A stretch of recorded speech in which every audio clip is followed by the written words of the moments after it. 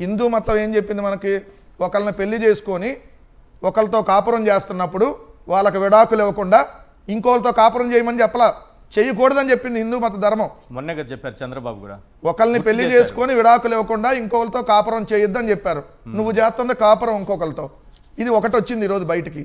So నాకు మిగిలిన గురించి నాకు తెలియదు. మీరు టీవీ5లో ఏమైనా ఉంటే ఇట్లాంటివి చేసుకోండి, మాకు సంబంధం లేదు. కానీ టీటీడీ చైర్మన్గా ఉండి మీరు ఇటువంటివి చేస్తున్నారు కాబట్టి ఈరోజు మాట్లాడుతూ ఉన్నాం. మీరు బిఆర్ నాయుడా లేదంటే బరి తెగించిన రసిక నాయుడా? మీ పేరు బిఆర్ నాయుడా బూతు రోత నాయుడా? మీ పేరు బిఆర్ నాయుడా లేదంటే బెడ్రూమ్ నాయుడా? మీ పేరు బిఆర్ నాయుడా లేదంటే బొంకు రంకు నాయుడా? ఎందుకు నేను ఈ మాట అంటున్నానంటే, నువ్వు బొంకు రంకు రెండూ చేశావని తెలిసినా నిన్ను ఆ చైర్మన్ పదవిలో చంద్రబాబు నాయుడు గారు, పవన్ కళ్యాణ్ గారు, నారా లోకేష్ గారు, ఈ క్యాబినెట్ అంతా కలిపి నిన్ను కూర్చోబెట్టింది. ఎందుకు వాళ్ళకు ముందే తెలుసు?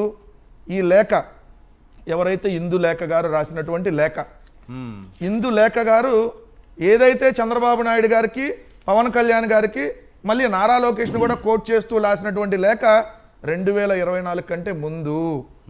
అంటే చంద్రబాబు నాయుడు గారు అప్పుడు అపోజిషన్ లీడర్గా ఉన్నారు. అక్కడ మీకు ఎక్స్ చీఫ్ మినిస్టర్ అని ఉంటుంది, ఆ లెటర్లో చూడండి.